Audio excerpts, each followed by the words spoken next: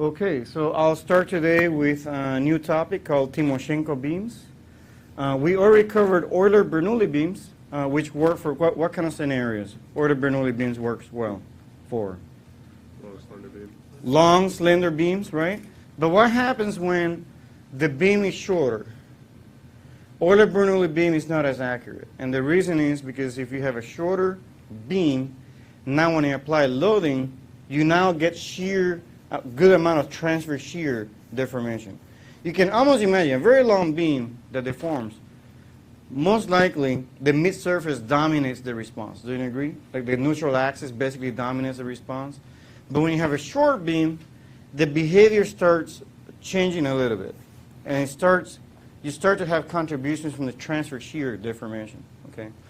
So today's lecture is about Timoshenko beam. And Abacus also has Timoshenko beam theory included in their suite of beam elements. It's actually a very accurate element. And because you may use that in the future, potentially, I do have to go through that theory. And I'll teach you a little bit about this. I will not derive the theory from scratch like I do in a different course, more advanced course. But I'll give you the equations, and we'll use the total potential energy to derive the element equations as well. So if we move here to the next slide here, Timoshenko beam theory is applicable to short beams in general, which require the shear flexibility. This theory accounts for transfer shear deformation, which in Euler-Bernoulli beam theory we assumed what? 0. We assume that transfer shear deformation is 0, that the normal stays perpendicular to the neutral axis after deformation and during deformation. So this theory is very good to apply to thick beams, short beams. Typically, a good ratio will be 1/8, and I'll show you the proof later. 1/8 T over L. So thickness over length, 1/8. The response in this theory is just like Euler-Bernoulli beam theory. The variables of interest are assumed to be independent of the beam cross-section. They only depend on the length, x. Okay? And we'll talk about some of these theories, some of the assumptions in the theory. One of the other things in 2D theory, we're assuming that the cross-section remains planar, so it doesn't warp, although you can actually advance the theory to include warping. But it will be a significant amount of work to go through that in a class like this. Like I said to students, we can make it a great exam problem. We'll not do that. But if I gave you a paper that discusses finite elements, I think you will follow it. I really do. Okay, because I think we covered the fundamentals of it. So the displacement assumptions in this theory are U. There's a deflection in this direction, U. It's a linear function of theta. Okay, and I'll explain what that theta means in a second. W is a transverse deflection, and you can see that these variables only depend on x. Okay, so we're assuming that U and W only depend on x, and then we're not looking at deformations outside of the plane of the board or the screen. Okay, so let's look at what W is doing here. So W is a transverse deflection from this point all the way up to the neutral axis here. Okay, so that's W right there. W prime, which is the derivative of W with respect to x, what that's giving you is basically the deformation of that cross-section, perpendicular to that cross-section. So how much angle change I have, the perpendicular line to the neutral axis. Okay, so that's giving you the total amount of deformation to a line that's perpendicular to the neutral axis. And when I look at theta, that theta right there, that theta is really the angle change from a straight cross-section. So how much that cross-section changed in angle, basically. Okay, so I wanted to ask you one question then. What is the change in angle then? If I start at 90 degrees, what is the change in angle right here? So because that cross-section changed angle, right? The cross-section relative to the neutral axis, if I took a square here, what is that angle there? 90 degrees, right? So I started with 90 degrees, and now when I move to this, deformed state, this cross-section has an angle relative to the straight line here, right? And so what is the angle change relative to the neutral axis? I start at 90 degrees. Won't be the difference between W prime and theta. So that angle right there gives me the angle change. So the angle change is really dw dx minus theta x. So that's what I should get for angle change. So that I do have a transverse shear, right? In the order Bernoulli beam theory, this cross section will have remained perpendicular to the neutral axis. In that case, there's no angle change, right? So again, theta is the rotation angle of the normal. So how much that cross section change in angle? Then you have the slope of the midline, which is W prime. That makes sense, isn't it? So if I have a curve, and that's W and that's X, isn't that the slope W prime, right? So that's also W prime in this case. So the variables of interest in this theory, what are the only unknowns here that you see? Sorry? X is not an unknown. X is basically a coordinate of the system, right? So let's think about it. Let's look at the displacement assumptions I have here. So what are the unknowns that you see there? W and theta. Those are the only two unknowns, right? So I am really looking for, when I deform this beam, I'm looking how much shear deformation I have, how much theta do I get, and how much W do I get. That's really what we're looking for, right? So these are the two unknowns.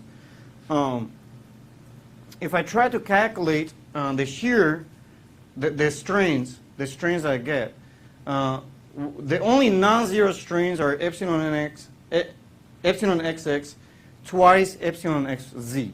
Okay, epsilon xx is simply the derivative of u respect to x. Everybody agrees with that? Yeah. So therefore, I get z theta prime basically, and then the shear is just the derivative of u respect to z plus the derivative of w respect to x, right? That's what the shear definition is. And if I were to apply this formula, I get minus theta plus w prime.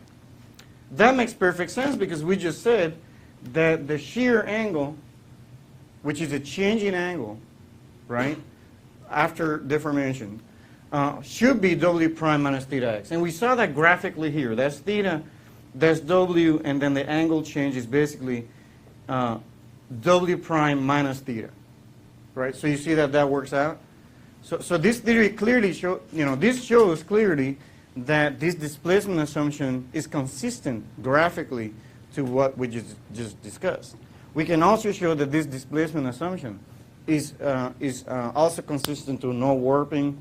We can show that by making v equals 0, right? V out of plane, there's no deformation. But abacus can handle 3D Timoshenko and in 3D space, of course. But I don't want to do 3D here because my purpose is to show you the basics of it.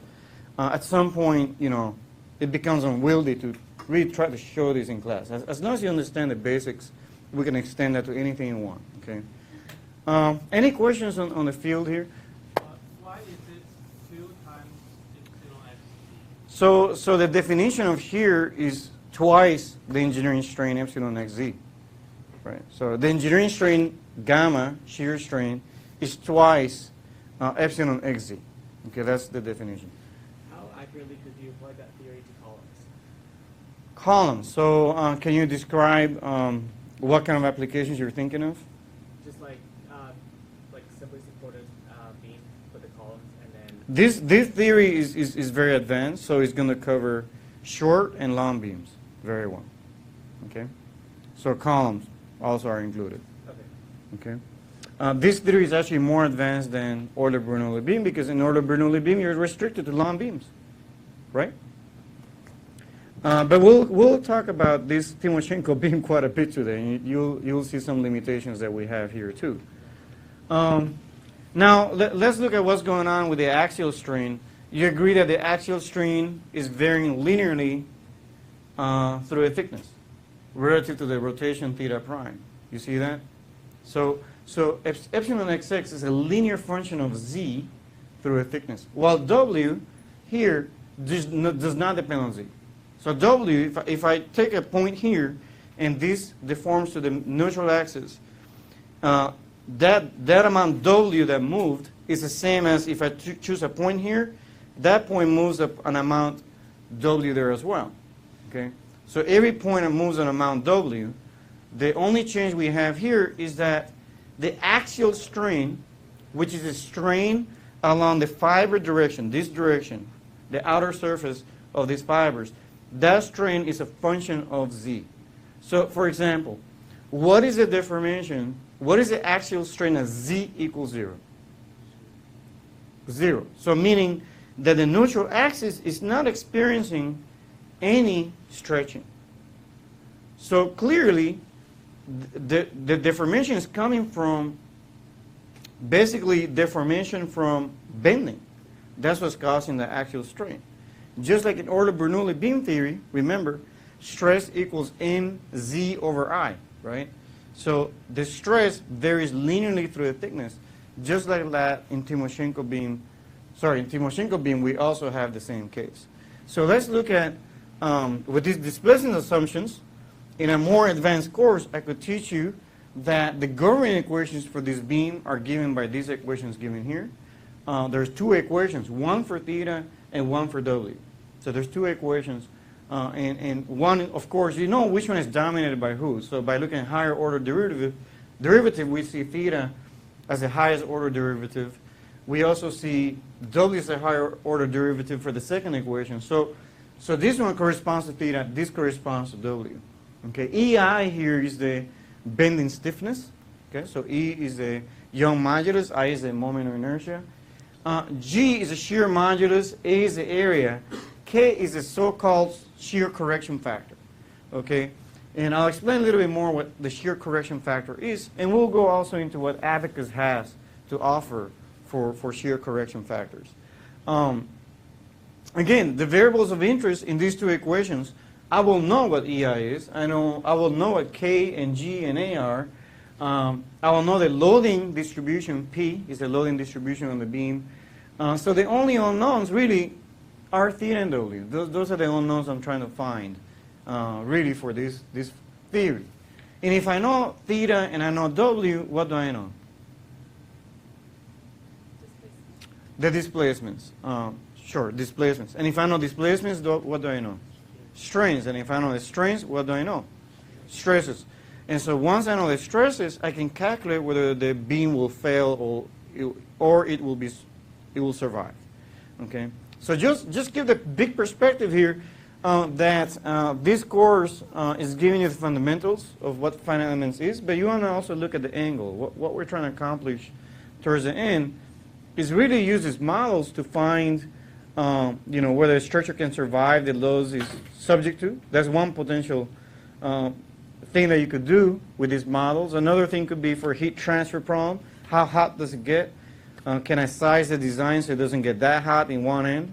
I can go on and on and on, but just keep that in mind. That's what we're trying to do, trying to give you the background to all that. Okay. So two equations, two unknowns, governing equations, coupled. So if I took a simple example, you guys know this. I have a beam under an axial load, P. What is the deflection at the end using Euler-Bernoulli? What do you learn in mechanics of materials? Deflection? PO cubed over 3i. Perfect. PO cubed over 3i. How many of you knew that? Just memorize that one at least. All right? So if you take a bar and I apply axial deformation, what is the deflection at the end of the bar? I have a bar and I apply a deflection at the end. PL over EA. Yeah? So if I apply, to a beam, I apply a transverse load at the very tip, what do I get? PL cubed over 3EI. Does everybody remember that? Now that he said it, do you remember? PL cubed over 3EI? Okay. Just go back to mechanics of materials. I think you're going to need that to kind of revisit this. So you know what we're talking about. What are the boundary conditions? The boundary conditions are simple. The deflection here is 0. Your grease clamped. There's no rotation either. Theta is 0 also. At this end, do I have any moments applied? Moment is related to EI theta prime, so I have no moment. Okay? And then here, you can clearly see that this boundary condition is shear. You know that. Let's see. Maybe you may not recognize this, but I think you will after I explain it to you. Remember that twice epsilon xz is gamma xz, which is a transverse shear. Remember that's what I had, W prime x minus theta x? Remember that? I see some blank faces. I will show you the formula very quick. This is what we had for gamma xz equals minus theta x plus W prime x. You see that? So that's really the shear at that end. So then I look here and I get gamma. What is gamma times g? Shear stress. Shear modulus times shear strain gives me shear stress, right? What is shear stress times area? Total force in that cross-section. Shear force in that cross-section. Well, it makes sense, total sense, that that's equal to F, which is the total force applied at the very end. I should have put P here, by the way. But I think you get the idea. Okay? Do you follow what I just did? Very quickly. Okay, so I have the two governing equations. I have the boundary conditions. I have, second order differential equation there. Second order differential equation here. 4 boundary conditions. I should be able to get the constants. And so you can do that very quickly in Mathematica. I'm not going to do that here because that can be done, very quickly. But when you get the tip deflection, we don't get PL cubed over 3EI in this theory. We get PL cubed over 3I plus PL over KGA. Okay, we get this extra term that did not show up before.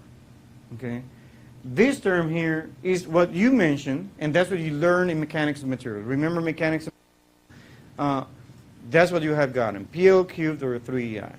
Okay, but now this theory is adding this extra term right there, and this K is a shear correction factor. Let me explain that in a very simple way. What is the distribution of shear through the thickness of a beam when I apply loading? Parabolic. Who said that? How many of you agree that's parabolic? Okay. If you don't remember, I want you to go back and review mechanics of materials. Okay. And so, if you look there, it's parabolic. However, we have a problem, and the problem is, if I look at the shear strain, what is the shear strain? Does the shear strain depend on Z, the thickness? Pay attention here. Is it really a function of Z? Some of you are saying yes, but I don't see Z here. Epsilon xz is constant through a thickness. So if epsilon xz is constant through a thickness, because x is a coordinate, it's an x coordinate, right? It's not Z. So, right, this does not depend on Z, only on x. Then that's constant through a thickness. And so if we look here, if the shear strain is constant through a thickness, how do I get the shear stress then? Shear strain times shear modulus gives me shear strain, right? Shear stress, right? So what does that mean? Shear stress is constant through a thickness. But in reality it's not. It's parabolic through a thickness. So what the shear correction factor is doing, and if you're interested, I can show you the derivation after class. What it does, it corrects for that error. Okay, and it's using energy methods.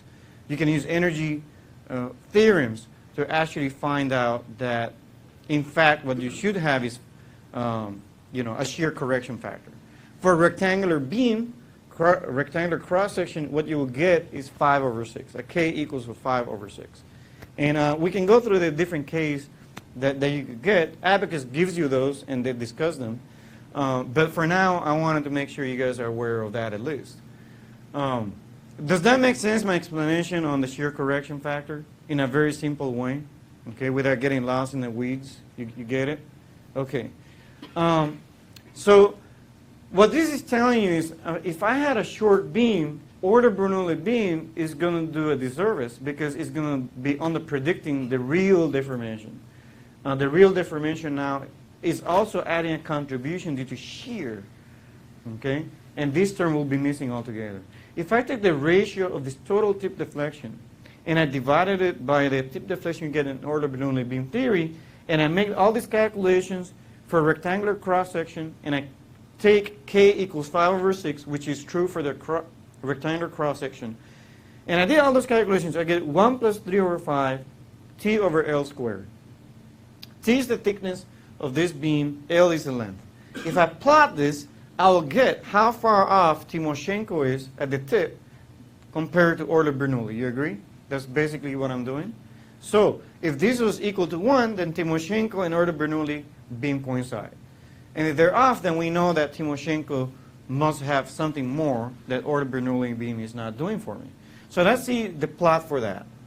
If I plotted that, you can see very, very quickly here that Timoshenko beam for very short beams, this ratio does a fair, you can see that the ratio is close to 1 for small L over T.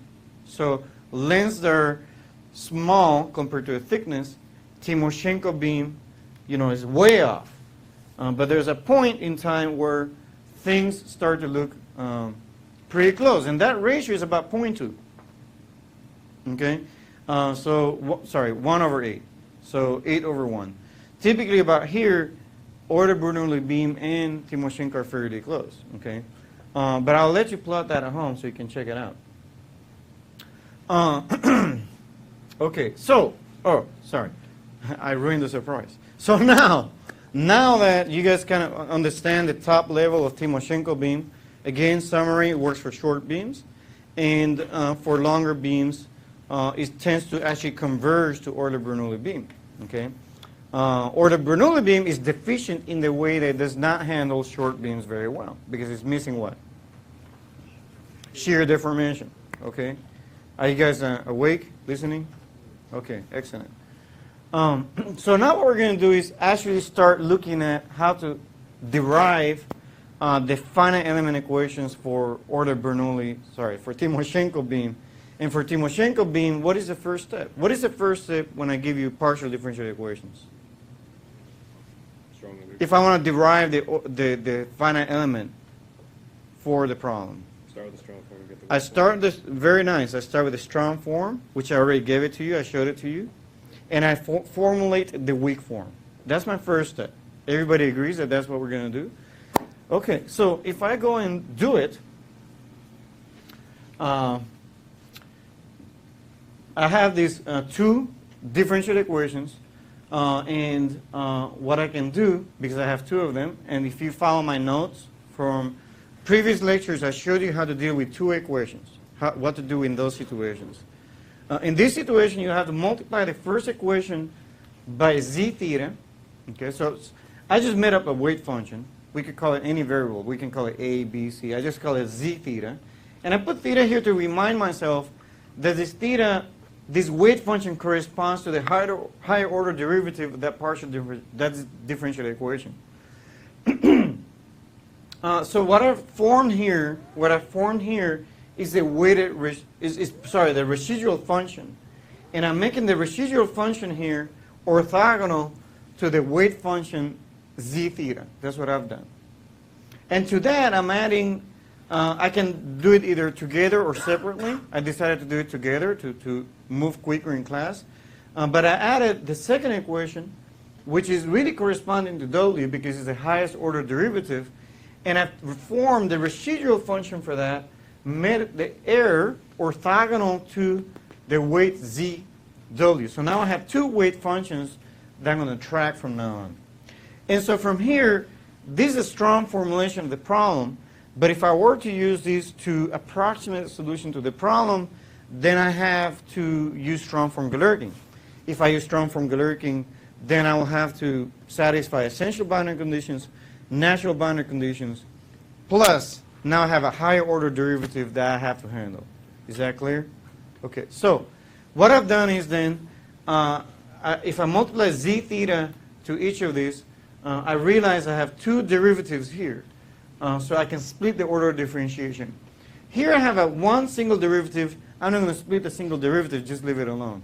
So for this is the only term, that I have done that to. on the first equation. The second equation, I also realized that I have a prime on this whole thing, which is really a double prime on W, so two derivatives on W. So I want to split that order of differentiation. So what I've done is I've taken this term here, put on the right-hand side, and the z theta on the left-hand side. And what I've done is have integrated by parts with the techniques you've already learned. So plus, minus, remove the derivative, increase the derivative by 1. And on this second equation at the bottom here, what I've done is multiplied ZW to this whole term here. This whole term is that term, the whole term has prime. So I took advantage of that, and so I wrote it here, removed the derivative, and rewrote it again. And then passed the prime over to this guy. So I'm splitting the order differentiation, and I'm sharing that derivative with ZW. So I'm basically lowering the continuity requirements and weakening the continuity requirements. That's why we're actually developing the weak form. And so I get plus, minus, right? So all you guys are familiar with this. I'm kind of sort of doing a summary, actually. This actually is sort of a summary of what we're covering with 1D. And so I chose Timoshenko to do the summary with, okay? And so if I went in and insert so this times that, it goes inside the integral. This times that goes inside the integral. I put it back in there, and I multiply the ZWs throughout very quickly. That's what I get for the integrand. That's what I get for the integrand. And since I'm looking at a generic domain, I went from xi to xj. But you know what I'm really trying to do. I'm trying to derive the elements formulation. I haven't told you that yet. But that's really what we're doing. And so when I look at the boundary conditions, I have this times that, and I put that at the boundary. So that's evaluated at the boundary. And all the cross terms go to the boundary, remember that. So these terms times that term goes to the boundary. And so now so for me to now know what are the essential boundary conditions, I told you what the trick should be. So I look at the boundary conditions, and I focus on the weight function, where the weight function shows up. It shows up there and shows up here. So I quickly notice that since z theta is a weight function, that theta must be, anything specified on theta must be an essential boundary condition. And then likewise with ZW, I see ZW shows up here. And so that I can interchange with W. Now I know that anything specified on W becomes an essential boundary condition. While anything specified on EI theta prime, or anything specified on KGA minus theta x plus W prime is a natural boundary condition. So looking at that, now I know that these two quantities are essential boundary conditions. In order-Bernoulli beam theory, however, what were the essential boundary conditions there?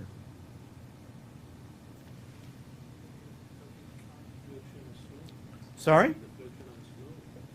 W and W prime. That's what we got for essential boundary conditions there. And we knew that because I was using a weight function of V there, if you go back.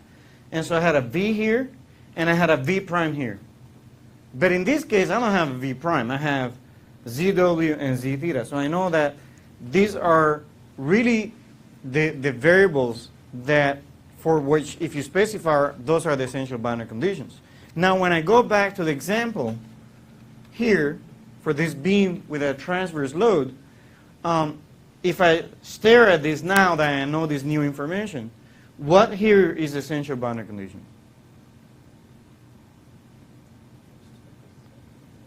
Yeah, we just say that W and theta, anything specified on those at the boundaries becomes essential boundary condition. So these two are the essential boundary conditions, and anything specified on anything else becomes a natural boundary condition. It's very, very interesting to me that we started to two governing equations, okay? Two governing equations. We went in, integrated by parts to weaken the continuity requirements, and now I have boundary conditions that have physical meaning. It's actually quite mind-boggling that actually did happen. And we can relate them to quantities that you apply at the boundaries. And we've seen that with heat transfer. We saw that. We integrated by parts, and suddenly I have temperature as the essential boundary condition. It came out naturally.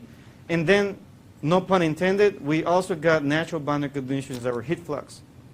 Heat flux, Q, derivative of T respect to X. Look it up. It's quite interesting that physics seems to want to tell us, hey, there is physics into what you're looking at. Unless when I make a problem up, like I've done in class. I've done a few problems like that where I have not been able to explain to you what they mean because I made it up, right? But for physics problems, seems to me that when we develop the weak form from the government equation, those weak forms have physical meaning. And the reason is simple why they have physical meaning is because they connect with the functional, right? Which if you minimize, you do get the weak form. So they're connected. All these things are connected very, very tightly. Okay, so going back here to this problem here, so since the essential boundary conditions are theta and W for this problem, if they are specified, then if I were to develop an element, what must be continuous across element boundaries then? Theta and W. I must have theta and W that are continuous across element boundaries as I go from one element to another. You understand what I'm talking about? We've covered this. Okay? And so if I want to use weak form Galerkin so this is a weak form, by the way, but if I want to use weak form Galerkin to actually formulate the element, now I'm primed. I'm ready to go to do this. But before I do that, I want to expand these boundary conditions a little bit more to kind of simplify what we're talking about here. So I did that here in the next page. I kind of expanded it out, those boundary conditions. I kept a minus sign in front as much as I could. Okay? So this one was a plus sign, but I made a minus minus. And the purpose of that is so that when I put all these terms to the other side of the equation, they're pluses. And so just like with heat transfer and just like beam theory and bar theory, we did that, is to keep consistency so that you know what's positive, what is negative later on. So when I have a positive moment, I know exactly what I'm doing. I have positive force, I know exactly what I'm doing. That's the reason we do that. Now I note very quickly that this EI theta prime xj is basically the moment, is a moment at one of the end nodes. Okay, so if I have xi and xj, basically this is the moment here. I thought I had a picture. The picture was the next page, unfortunately, but you can see here Q4, that's a moment on the other end. I also have minus EI theta prime xi at the first node. That one right there is this guy here, that's Q2, the moment on the other side, the other node, I. And then this is clearly shear. We covered that already. Doesn't this look like shear strain right here? So shear strain times shear modulus gives me what? Shear stress times A gives me stress. So that's clearly sorry, it doesn't give me stress, it gives me total force in the cross-section, shear force. So that's clearly Q3, the force in a transverse direction, Q3, okay? And then finally we have this one here, which is Q1. If I plug in the definitions of Q1, Q2, Q3, and Q4 into the weak form, then I'm basically, what I'm doing there, by the way, when I do that, I'm imposing the natural boundary conditions. That's what I'm just doing. I'm imposing these boundary conditions into the weak form. So when I do that, things look a lot more clean and simple. Minus theta, minus z theta, and then minus zw and minus zw. Again, zw here is a weight function, and that weight function is evaluated at xi and xj. And again, zw is a weight function associated with a differential equation that had the higher order derivative of w in that one. Okay? And so that's what I'm going to do. I'm going to use this equation now to basically develop the element formulation that we need to get to. So because theta and w need to be continuous across element boundaries, right? For each variable, without looking too closely here, what order differentiation do I need at a minimum for each of them? it can't be constant, because if I plug in a constant for approximation function here, what happens? I get 0. If I put linear, can I do linear? Yeah, I can do linear. So you want to use the minimum differentiation, the polynomial with minimum differentiation first, right? With ordered Bernoulli beam, we had to have W and W prime to be continuous across element boundaries. So since it was a single variable and we have 4 different constraints to meet, 2 at each boundary, now I have to use a cubic polynomial. That's what we did. That's what we had to do that there. But here, theta and W are independent. They're independent from each other. So I can use a linear function for W, a linear function for theta. And for that reason, we'll do that. We'll use that. We already know how to do this. So we'll use a shape function matrix here, very quick. V1, theta 1, V2, theta 2. 2 degrees per node. So I'll use V1 for deflections, transverse deflections. And then theta 1 for rotations at one node. And the other node as well, V2 and theta 2. So if I multiply this shape function matrix times V1, theta 1, V2, theta 2, you should get W and theta. You should retrieve that back. Just to show you very quickly, W, let's evaluate W, okay? Let's assume this element goes from 0 to L for a second, which is what I'm going to do. I'm not doing it in a very general manner. I'm not going from Xi to Xj. Let's just go from 0 to L very quickly.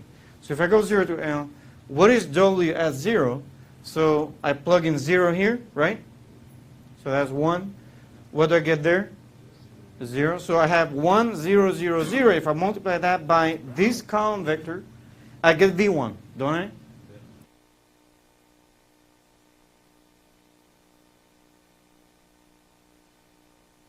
At the other end, so that's W at L, X equals L. When I plug it in here, what do I get? 0.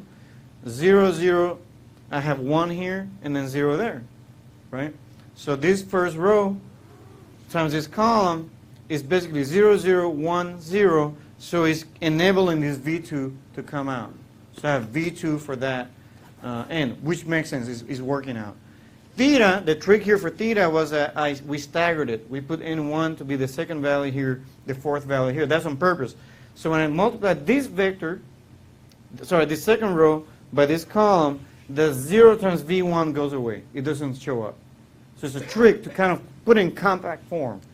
It's very convenient because if you're able to do this, now you can, for 3D problems, it becomes even more convenient. If you can put everything in matrix and it includes everything, all the bells and whistles, you can solve a very difficult problem. But in this case, I chose to actually do old school, and I'll show you what I mean with that. So now that I know the approximation function for W and theta, I selected them to be linear polynomials. And they're good polynomials because they, what about these polynomials? What makes it great? What makes this approximation function good for this problem?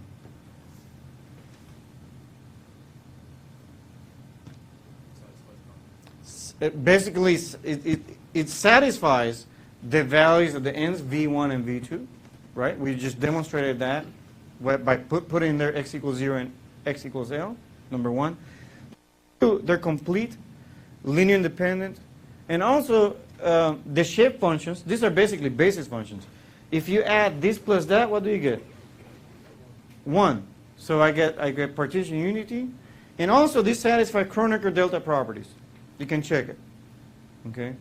So these approximation functions we're selecting are really good. Now, what is my next step? There are no other approximation functions. By the way, that's a weak form. We haven't done anything special yet. What do I need to do now? Sorry?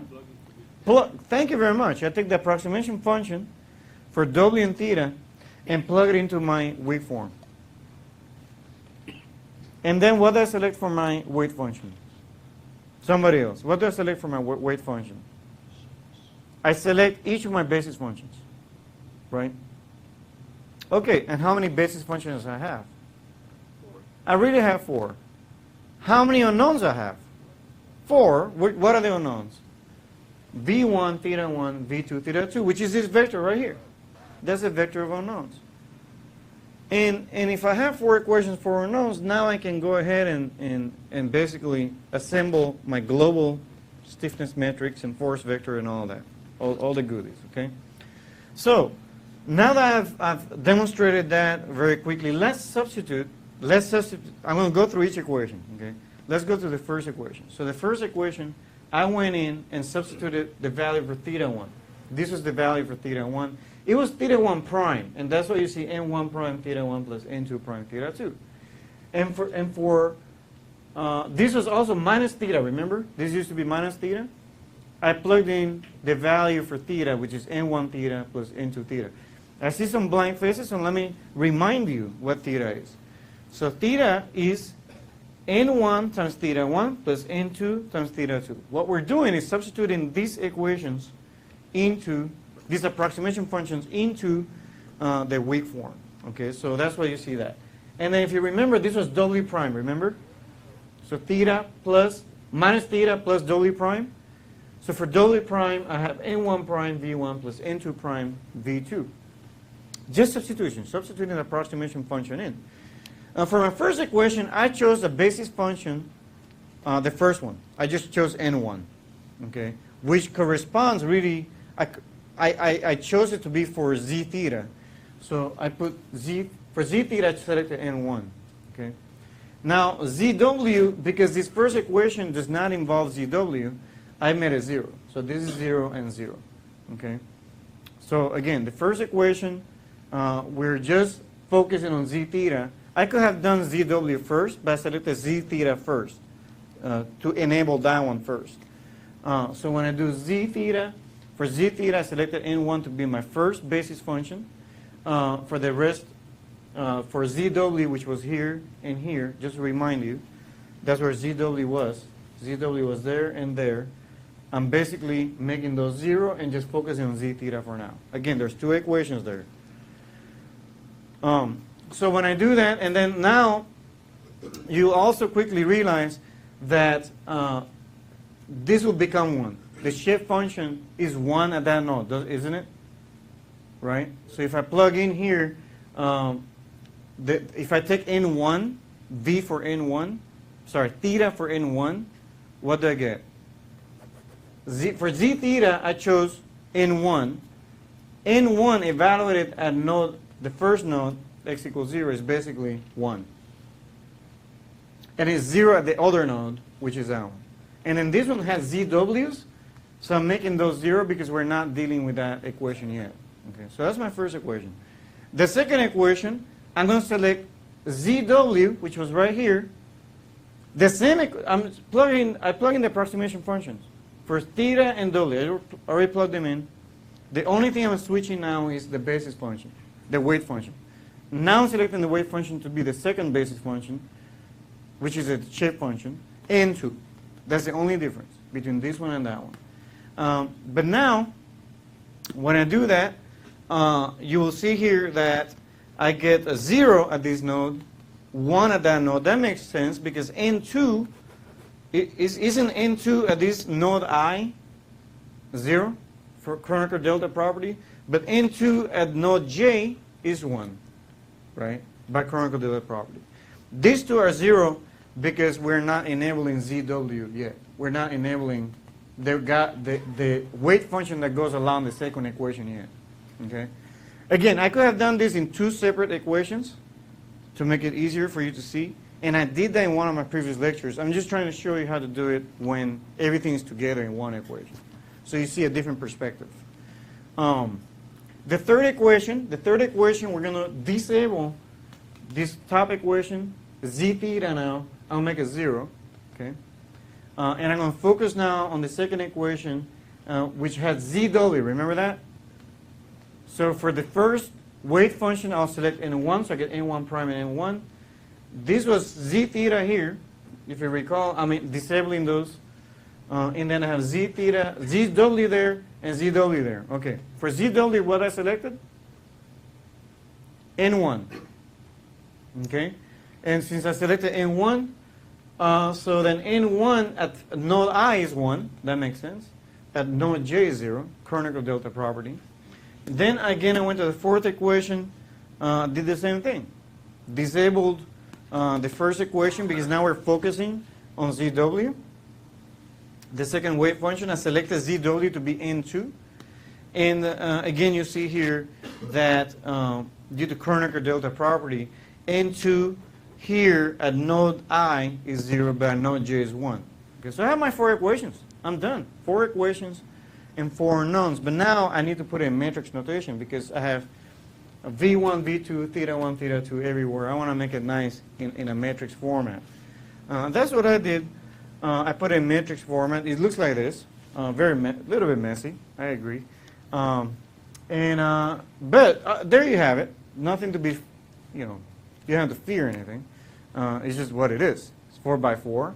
You can see here KGA shows up. You have EI there. These shape functions N1 and N2 are the same for both approximation functions. Remember, we're not changing those. We're using the same approximation functions for W and theta. Okay? But all you have to do is evaluate this in Mathematica, integrate it. Actually, I put here 0 to L since I'm actually chose my shape functions to go from 0 to L. So if you can take a note, we'll correct that. 0 to L there. And then I have my load vector here, which comes out naturally to look like this, plus my force vector, my internal force vector. But these are distributed. They're distributed loads. Okay? And when I evaluate this in Mathematica, this is what I get. This is my stiffness matrix that I will get. Okay? And just keep that in mind because we'll come back to this again. Okay? Any questions so far? Any questions so far? So what is the mass vector of the Q is the constituted load? Sorry? What is the Q1, Q2, Q3? So these Q1, Q2, Q3, Q4 are the internal forces in the element. They're basically the ones here. Just like in bar theory, just like in Euler-Bernoulli beam theory, just like even in heat transfer where we had Q going in one end and Q in the other end, right? Those, you're going to go and assemble, when you assemble the whole stiffness matrix, you're going to be able to assemble also the global forces, and they will take over these quantities, okay? We cover that. Just go back and review. If not clear, we'll come back to that, okay? All right, so 4 equations, 4 unknowns for one element. What happens, just this is a good final exam, oral question. What happens when I invert this?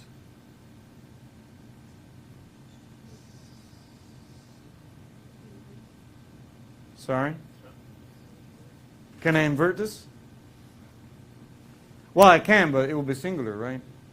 It's a singular matrix. Why? And physically, what's happening? Why is it singular?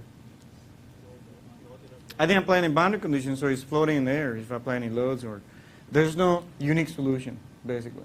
Physically, that's what it relates to. Okay. All right. So there you go. That's your element formulation, Timoshenko element formulation. So now let's look at it from a different perspective. Let's use total potential energy. What about if we use total potential energy? Again, I'm using today's lecture to sort of re-review the concepts we covered. That's one goal. Second goal is to teach you Timoshenko beam because I have to do that. And third goal is to show you how to deal with 2 equations. You basically have 2 equations. Okay. So I have several goals here.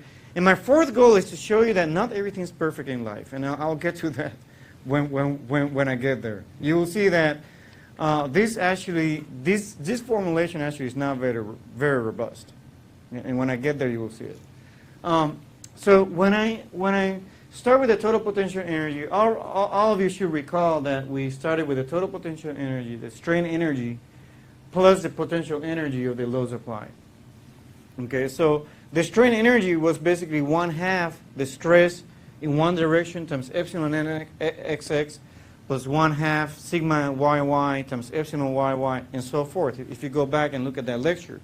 But since the only non-zero strains are epsilon xx and epsilon xz, the rest of them are 0, those don't contribute to the strain energy of the functional here, pi. Okay?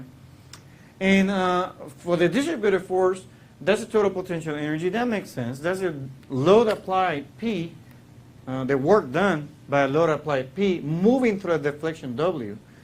total sense. But now that's on a differential mn dx, right?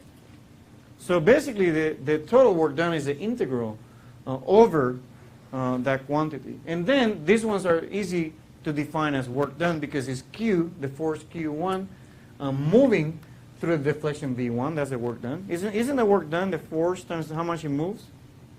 Yeah, so that's basically what we're talking about there. Minus Q3 times V2. And then I have the moments that go along with the rotations. Okay, beautifully done. Now, guess what? Guess what happens when I minimize this total potential energy? I will not do it here today.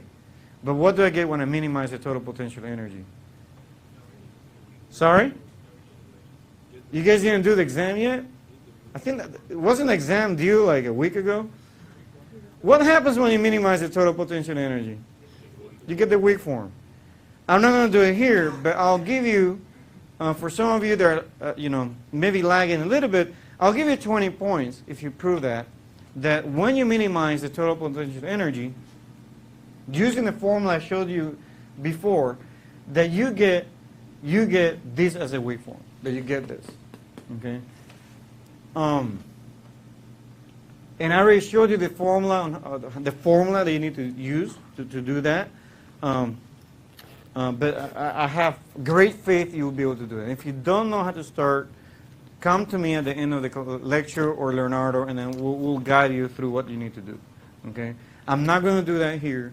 That's not what I want to do. But I do think you should do it, so you can see that the governing equation, the weak form, and the total potential energy are all interconnected. And because physics works, left and right and left, that what I'll get using this formulation is going to be the same element formulation as what I got using the weak form, starting from the strong form. Am I starting with the governing equation here? No, I'm starting with total potential energy. In fact, this has no knowledge. Right here, what I wrote here, this pure energy. It doesn't. It's connected to the governing equations, but I'm not going to tell you that, right? I'm going to show you that just starting from energy principles, we'll get to the end result that is consistent with starting with the strong form and going down the weak form path. Okay? Are the concepts connecting to you, or I gave you an exam that I thought connected all these dots. I gave you a homework that did the same thing. And so what we want to do is instill in you a clear understanding of these concepts. Even for heat transfer, you can make the connection. And I showed you that connection. And I believe the exam was a cable, right? We made the connection there as well. Okay? So hopefully you're seeing how things connect together and how they harmonize to get you to the same answer. Can I use the total potential energy in all situations? What situations I cannot use it in? Non-conservative systems. I'm going to have to use a different way to get there. Okay, so I know the constitutive law. I know how stress relates to strain. I know how stress relates to strain because it's basically kg gamma, the shear engineering strain, and then Young modulus times axial strain. So I know these formulas. I'll just go in and plug them in here. So I didn't plug them in yet, but also I know the strain relationships for this theory, so I can calculate the strains that are associated with these displacement assumptions, which I already showed you that are consistent. They make sense for Timoshenko. I already showed you. We graphically showed you that. And it seems to work out. So when I plug in the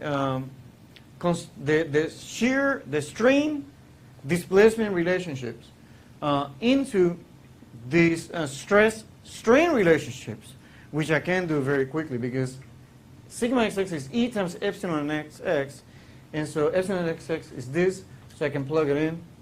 Sigma xz is kg times gamma, or the engineering strain, which I have calculated as minus theta times w prime x. I can plug it in there quickly. You see that? Fairly quick.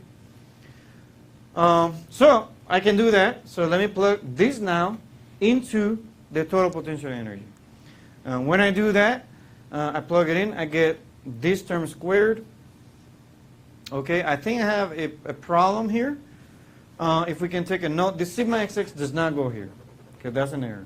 Because I substituted what sigma xx is already, which is E times minus Z times theta prime x. Okay, so I substituted that there, and so this should not have shown up. So that's squared. And then I get this kg squared, basically. Okay, can you see how I got there? Yeah? If you don't follow and you don't track, do it inversely in your head. What is sigma? Quickly. What is sigma? E times epsilon. So then I get E times epsilon squared. What is epsilon? Epsilon is this. So Z theta prime squared. That's what you see there. And then you can do it inversely here too.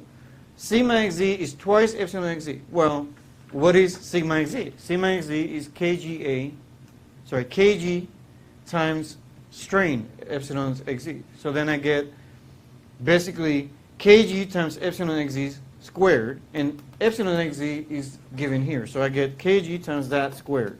That's another way to look at it, inversely, but you still get the same answer. Now, let's look at these relationships very carefully. I want to guide you through this one, for example. Does this depend on Z? No, they don't depend on Z. And actually, they don't depend on Y. In the thickness of the beam, in the other direction, the width, it does not depend on Y either, right? So this dA actually becomes, don't you think, becomes basically area, kGA, basically? So that's what I have there, kGA, okay? Now this one here, E and theta don't depend on X, you agree? Yeah? And because E and theta don't depend, and just pretend sigma xx is not there, that was a mistake. So E and theta do not depend on the cross-sectional area, makes sense. I mean, the modulus is not changing through the thickness, or through the width, I'm sorry. And also, they're not changing through the thickness either. So theta prime and E are constant in the cross-section. So therefore, I can take that as a coefficient, and now have Z squared. What is the integral of Z squared dA? Moment of inertia. So that's where the I comes from. Okay. Now everything is a function of dx. Sorry, everything is a function of x, and the integral is just dx here, because I already took care of dA there. Remember, I had d volume there. Okay. Any questions so far? Any questions so far? You follow what we're doing here? I've taken the total potential energy, which you can derive it at home very quickly, or I gave you the formula actually for that. And you can plug in the strain displacement relationship into the constitutive law and use the constitutive law to plug it into the total potential energy. So that the total potential energy is just a function of displacements or unknowns. What are the only unknowns that you see here actually is W and theta. Okay?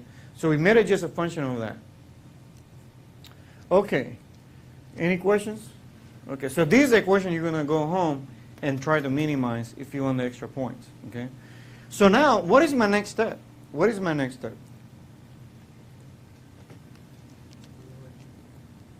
Sorry? I want to derive the element formulation using total potential energy.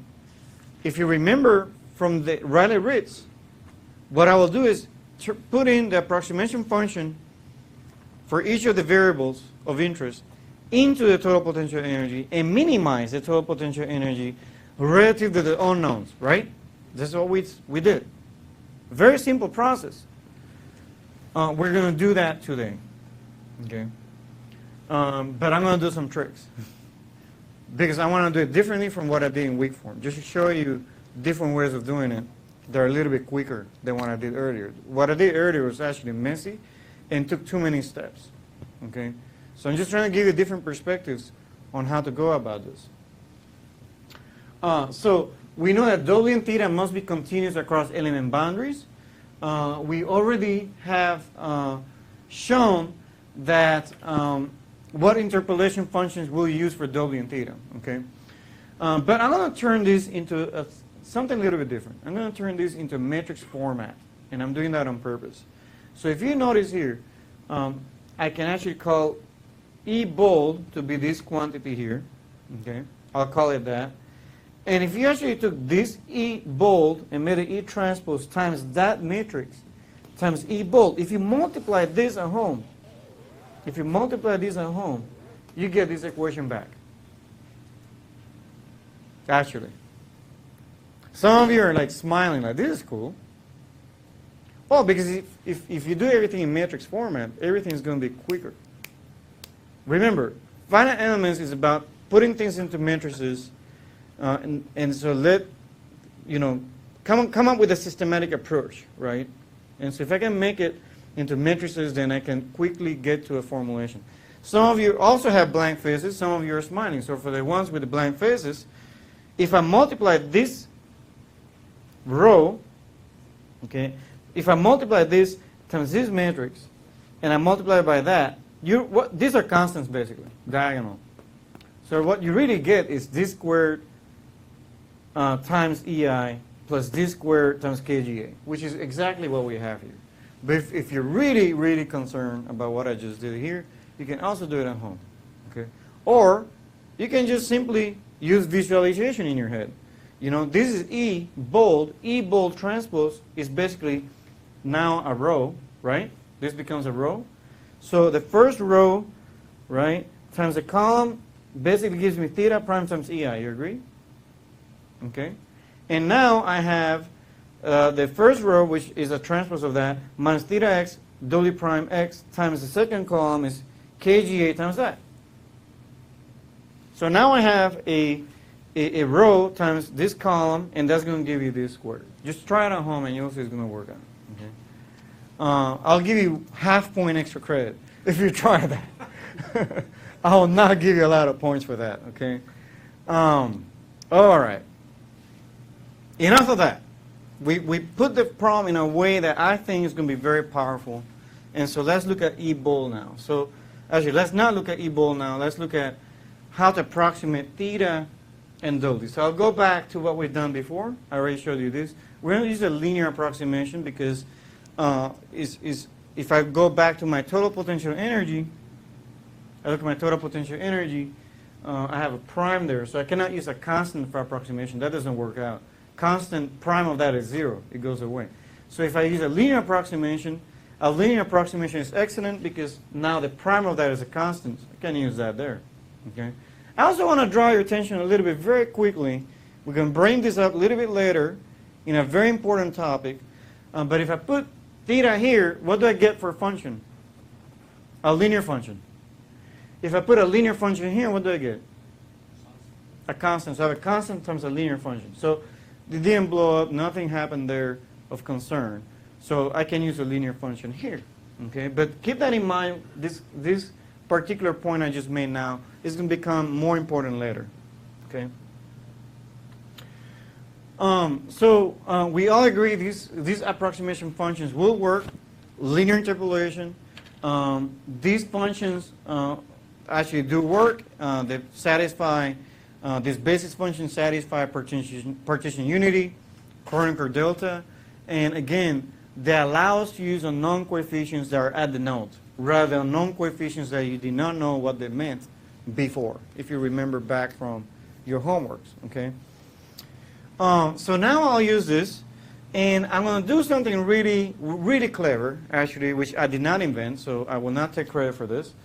But I can rewrite E bold so that it relates directly to the nodal quantities. Okay, and it sounds incredibly difficult, but it's not that hard.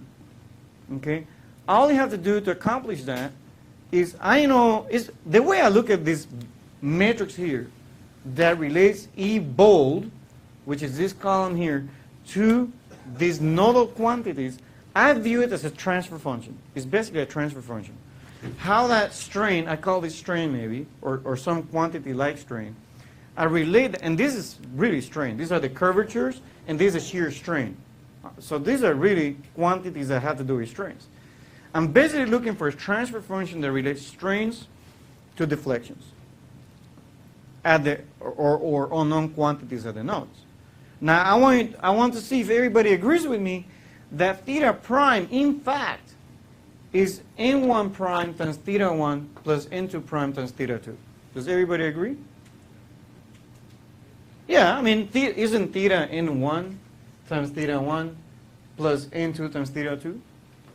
Yeah, so then theta prime is n1 prime times theta 1, n2 prime times theta 2. These zeros don't come into play times v2 because this matrix was actually developed in a very unique way to actually give you 0 when you multiply it by that. So v1 and v2 did not show up. So it was constructed intelligently to allow for that. So when I look at the second equation, because these are equations, by the way. It's just a different way of writing it. So it's you know, I put it in matrix form and people freak out, but a matrix is just an equation. A bunch of equations, you put in them in a compact manner, okay? So the second equation here, you realize I have minus theta x plus w prime x. I want to see if you agree with me that multiplying this row times this column, in fact, gives me minus theta plus w prime x. Keeping in mind that theta x is n1 theta 1 plus n2 theta 2, and wx is n1 times v1 plus n2 times v2. Keeping that in mind, let's see if that's the case. So I have minus theta x. Let's start with this term and see if when I multiply this row times that column, let's see if I can get minus theta x. So I get n1 prime times v1. I don't want to deal with that v1 yet. Let's keep that aside. Minus n1 times theta 1 plus n2 prime times v2. Keep that aside for a second. So I have minus n1 times theta 1 minus n2 times theta 2. Isn't that minus theta x, the contribution to minus theta x? Yes? Everybody in the back, you follow? So if I look at w prime x now, the next contribution, I get n1 prime times v1, and then I get n2 prime times v2. Isn't what w prime is? So in fact now I have a transfer function that takes me from the nodal values to the strains in the element and any point within the element in a very compact manner. The reason that's so powerful is because you know why. I will call this B now, bold B, right?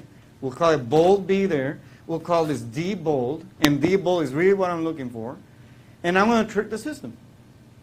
Because now I know E in a very compact manner, B bold times D. And so all I have to do is plug this in here into my total potential energy here at the bottom. So when I do that, I plug this in here. I just substitute E bold transpose. I get D transpose B bold because E bold is B bold D. So I just do that. And then for E, I get B bold D. And then for W, I have to be careful. I have N1 and N2 because I don't have contributions in the thetas. Okay? And then I have the Q vector, the bold Q vector times D transpose. If I minimize pi with respect to each of the unknown coefficients, I already showed you multiple times, it's basically getting rid of this D transpose altogether. And if I do that, if I minimize pi with respect to D, then I get this as the element formulation. Okay? In a very compact manner, much more cleaner actually than weak form. Weak form wasn't that clean the way I did it. Okay? But now I can use Mathematica, and you know me. I'm going to do it in 3 steps, maybe 4. So let's do that. I did it in Mathematica, define the shape functions. I defined a B bold matrix in very few steps. Constitutive law is a matrix 2 by 2, EI 0, 0, KGA. Full simplify, integrate, transpose B bold times D, the stiffness matrix, times B bold, integrate from 0 to L, and bam, stiffness matrix. And then I integrated the load vector, and I got the load vector. And this matches the weak form, what I got through the weak form. So this is exactly the same thing I got earlier. So notice how I started with the strong form, I went down to the weak form, I approximated the behavior over an element, and then I got an element stiffness matrix, okay? And now I start with total potential energy in this second half, right? Start with total potential energy, then approximated the behavior over an element using Rayleigh-Ritz basically, and I got element stiffness matrix that matches a completely different approach because physics works. That's why. Okay. And I have the total vector, force vector here. This force vector makes sense because if I add up PL over 2 times 1 plus PL over 2 times 1 for a uniform, this is actually for a very specific case, uniform distributed force. I wanted to do it so I can check this out. So PL over 2 times 1 plus PL over 2 times 1 is P times L, the total force. That makes sense. If I have a distributed force over that element of an amount P, the length of the element times that P gives me the total force acting transverse to that element. Okay. Now, because I want to keep boring you a little bit here, we're going to try isoparametric formulation now on this. Okay. So that's what I did here. I tried isoparametric formulation. I have now I have to define a coordinate that maps out any coordinate where my element is, so it goes from -1 to 1. What were the benefits of that? What was the benefit of mapping an element so it goes from -1 to 1? Sorry? Sorry? Numerical integration is one reason. Another reason? Same shape functions. Another reason? The derivatives of the shape functions are the same for every element. Are we forgetting? You have a homework due this Thursday. Okay, hold on.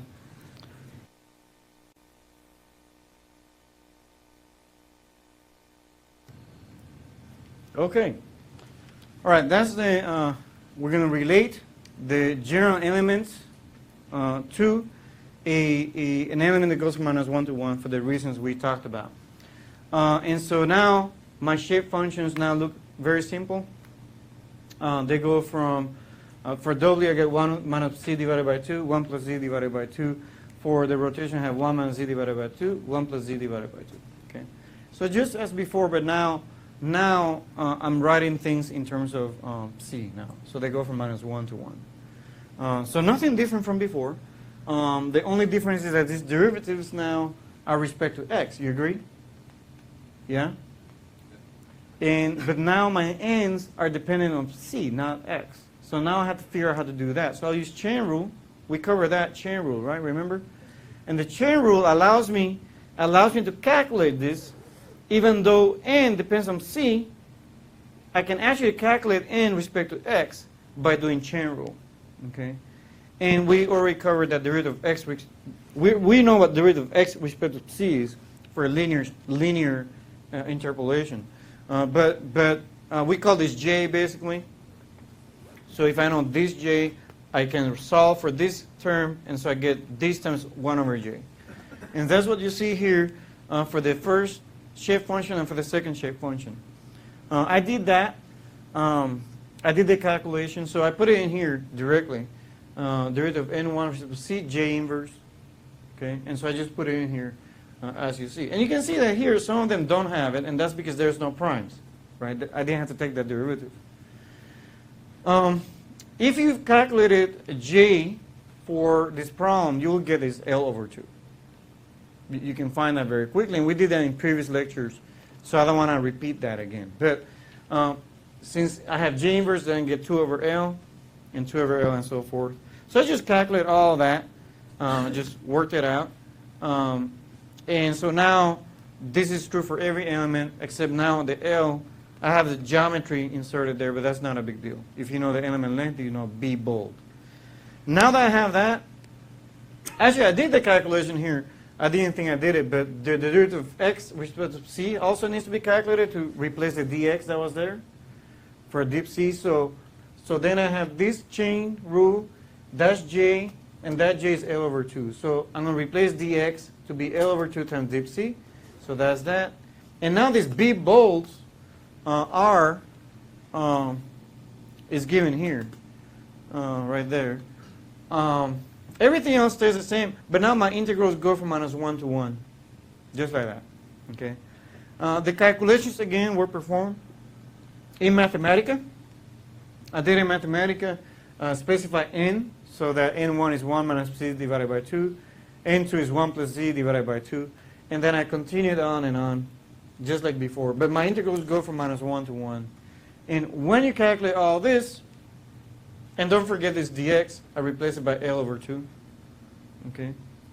And I get the same stiffness matrix as I did with the regular formulation. So now I've done it 3 different ways. The last 2 are more, of course, are much more tightly related. But we've done it 3 times now. All right, so enough is enough. This force, distributed force here is for constant transverse load. So it's a special case. If you have a triangular force, you get a different answer here. Okay, now let's cover something that we need to really talk about now, which is a problem with this element. But before I talk about that, I want to draw your attention to this B-bold matrix. This B-bold matrix has C in there, remember? You see that? If I put B-bold there, B transpose, that has a linear function of C. This has a function of C. So when I multiply everything, what is the higher order polynomial I'll get, the highest order? Quadratic, because I'll have linear here and then linear here, so I get quadratic polynomial. So how many integration points should I use to evaluate that integral exactly? 2 points. Okay? We covered that in last week. So go back and review that. So 2-point quadrature will integrate this exactly. Now, of course, I did in Mathematica, and I got the answer, right? Mathematica did it for me, because you can integrate a quadratic polynomial in no time.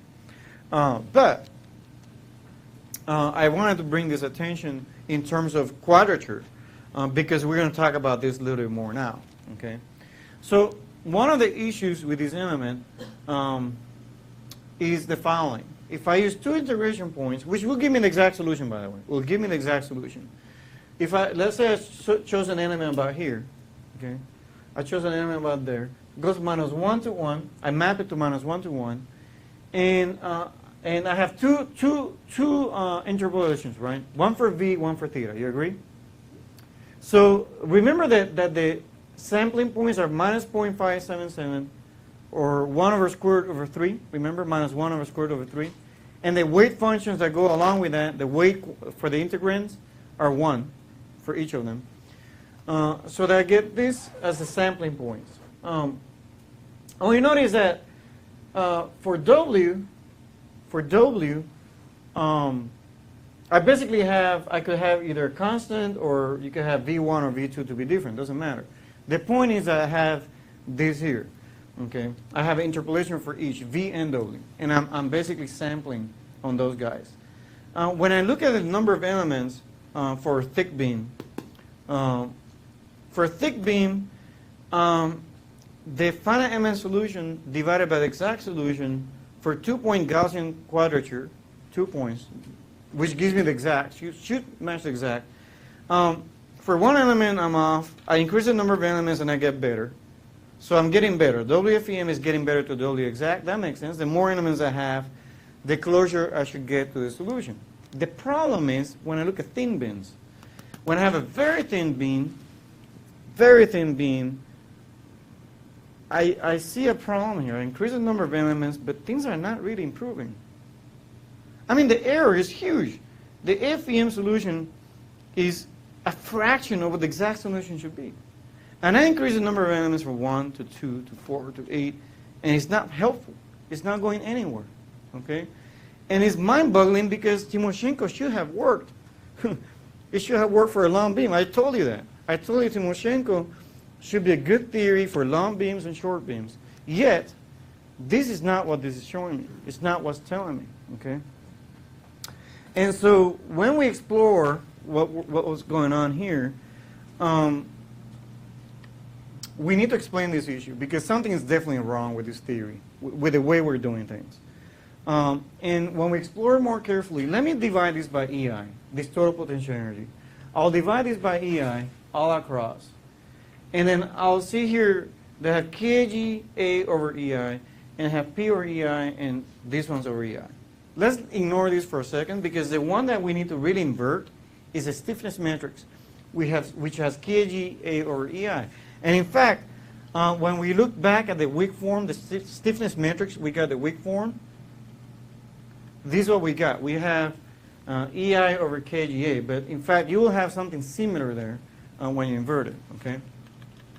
So going back here, not to lose your attention, what I want to draw your attention to is that this term here has this kg over EI, okay? When I calculate what kg over EI is, I realize when I is inertia for cross-section, rectangular cross-section is 1 over 12 BH cubed.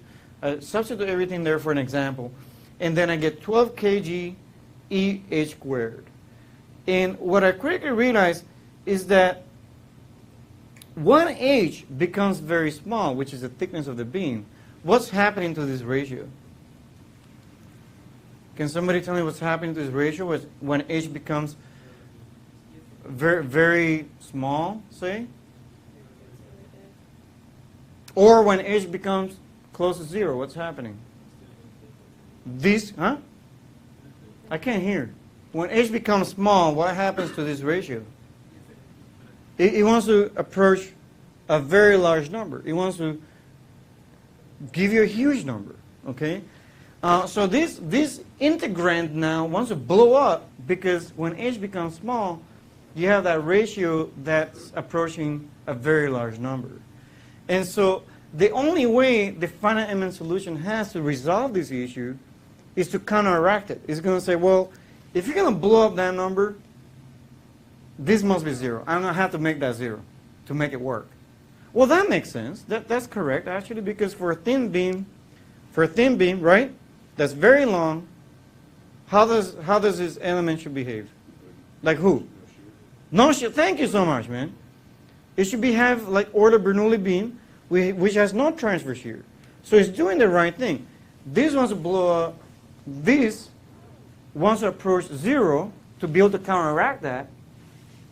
And in fact, that's correct because you're correct. You know, for a thin beam, I should not have much of a transverse shear, which is what that quantity is. That's transverse shear. Okay, so this is a problem, okay? That's what the total potential energy wants to do, okay? But let's look at the interpolation functions we selected. We selected linear interpolation for W and a linear interpolation for theta. If I use a linear interpolation for W, what is W prime? Constant. So I get constant there. And then for theta, I have a linear interpolation, okay? So the derivative of the deflection is a piecewise constant across each element. Fine. No problem with that. But it coincides with a linear function from element to element. A linear function for theta from element to element.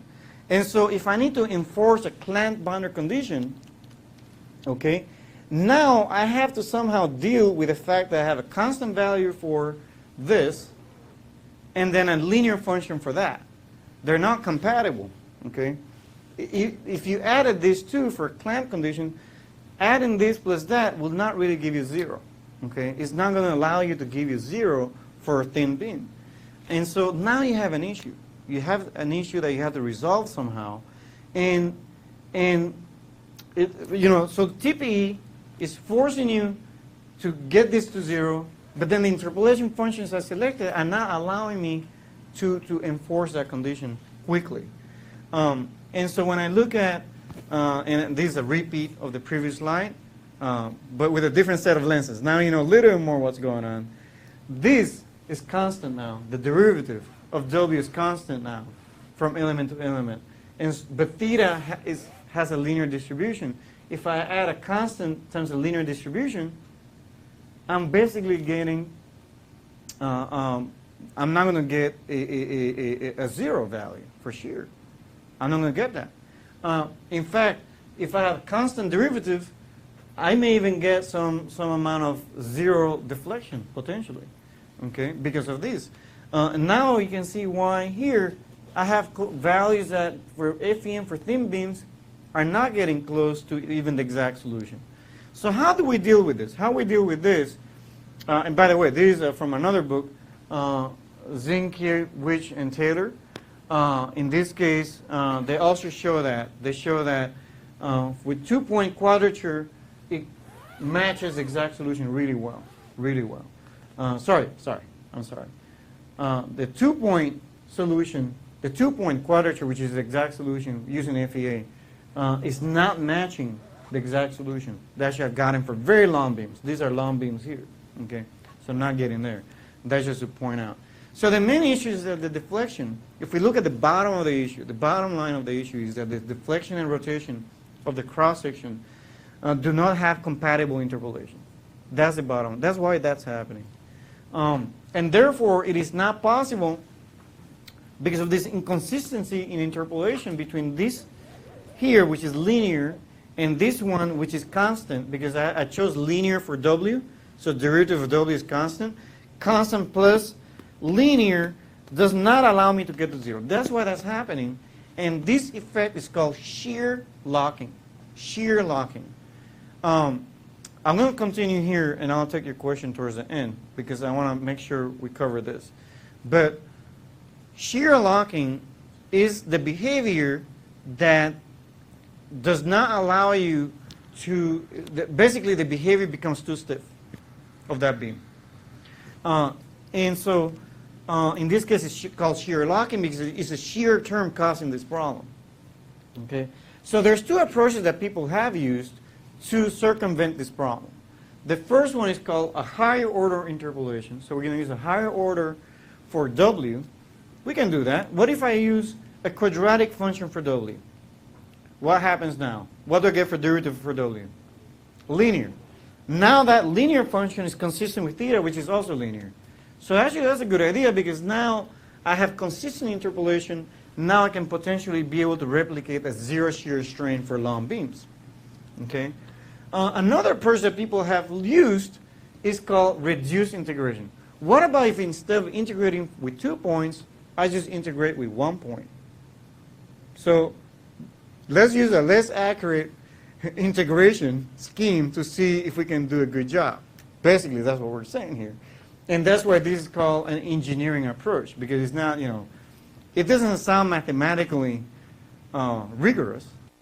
But let's see what happens, with that. So if instead of using 2 Gauss quadrature points, I used 1 point quadrature point, which we'll call reduced integration. And I don't know if you recall, but Leonardo walked us through a problem where he actually selected a reduced integration element.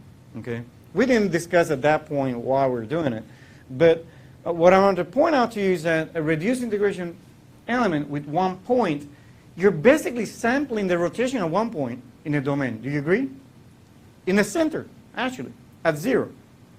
Remember, so for 2 points, it was 1 over square root of 3, 1 over square root of 3. Right? That's for 2 points. For 1 point, the sampling occurs right at the center. C equals 0. Excellent. Well, if I sample at 1 point, I can only do a good job integrating that integral to a constant or linear function. Okay? I cannot do a quadratic function. In essence, what I'm telling the code to do is I'm enforcing that rotation to be constant.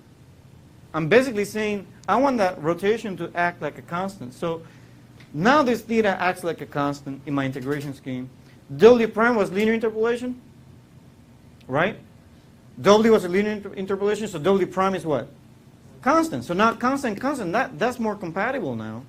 So I sort of kind of fudged it a little bit with 1 point integration. And when I do the integral in Mathematica with 1 point, this is the integral I get. Okay? And, sorry, this is the stiffness I get. And if I now do a 1 point integration, I'm sampling right at the center. So now this point, does this point know that this is behaving linear or cubic? No, this point thinks that, oh, everything's fine and dandy over here and here. It's probably constant. Doesn't know. And this W prime is constant for sure. That's constant. So when I go in and I use this approach, this 1 point, which is strange, right? I'm basically reducing I'm reducing the accuracy. I'm saying I'm going to integrate this less accurate.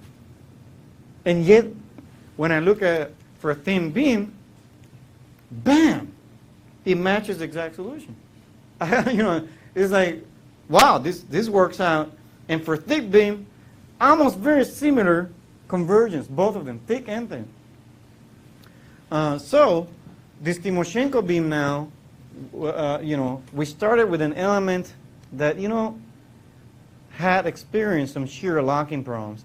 And it's interesting. We satisfy the convergence requirements. We satisfy completeness requirements. We satisfied partition unity, Kronecker delta, rigid body, constant strain rates, constant strains. Okay, we satisfy all those things. The shape functions were linearly independent from each other. They're complete. What else we could have done better? And then yet we got a shear locking problem, and that's because of the inconsistent interpolation between theta and W prime. Okay, and we're able to resolve that by using a one-point integration scheme instead of 2 points. And the one-point integration scheme does not know that theta is linear, so it just uses a constant value basically. And so when I do that, I get very, very nice results. Okay, now that with that said, while this is not a rigorous approach, there's two other rigorous approaches. One rigorous approach is called consistent interpolation for avoiding the shear locking problem. Or another approach could be to use reduced integration, but that's the engineering approach, which logically makes sense. But consistent interpolation basically uses quadratic approximation for the transverse deflection. So you have a middle node now in that element that tracks that deflection, transverse deflection. And you will have a linear approximation for rotation.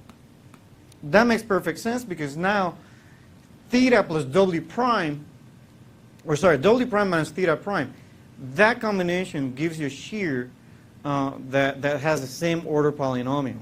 Okay, and now this one will converge very well and will actually approach the exact solution very quickly. Another approach is called superconvergent element.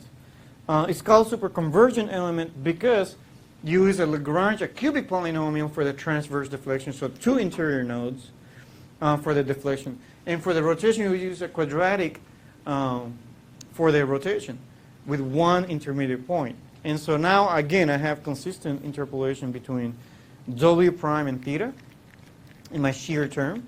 And by doing so, in fact, these cubic polynomials and quadratic polynomials, all they're doing actually, they're enforcing the exact solution directly into the element. That's why it converges maybe with just one element or a few elements. That's why it's called superconvergent, because you use this and you basically get a exact solution right away, basically. But this is computationally expensive. This one is less computationally expensive. And the first approach, really quick, because now I'm evaluating just at 1 point. Just 1 point. That's actually a very quick scheme. Okay. Hey, it works. So why not use that? And that's why Abacus and other codes have a reduced integration to basically address these problems of shear locking. Okay. So if we go to, just so you see, I'm not making stuff up, that I'm actually teaching in reality. I took the Abacus manual and I did a print screen to show you the shear correction factor for various cross sections. It gives you those numbers so you're aware of them. And it tells you for rectangular beam, cross section is 0.85. I believe that's close to 5/6. We can check that. And it will give you for different cases what the shear correction factor is. And then the Timoshenko shear flexible, we already covered that, gives you shear flexibility. Beams are B21, B22, B31, and so forth. So it tells you what kinds of elements they can be. I believe that 2 meant 2D space, and then 1 means the interpolation scheme. And then same here. Okay, this is quadratic basically. This one will probably be less propense to locking for thin beams. So this is Timoshenko beams allows for transverse shear deformation. They can be used for thick as well as slender beams. Isn't that what I told you? For beams made from uniform materials, shear flexible beam theory can provide useful results for cross-section dimensions up to 1/8 of typical axial distances. So excellent. That's what we covered here.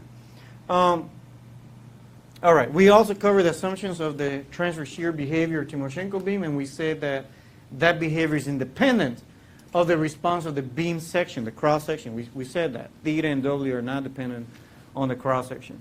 All right. So enough of that. I went in, used the same example problem that we had last week for Euler-Bernoulli beam.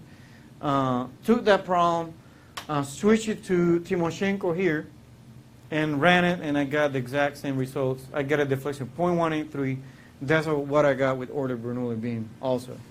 All right. And so with that, I've covered Timoshenko beam. With that, I also feel that I have completed 1D finite elements to the best extent possible, because we did it for heat transfer.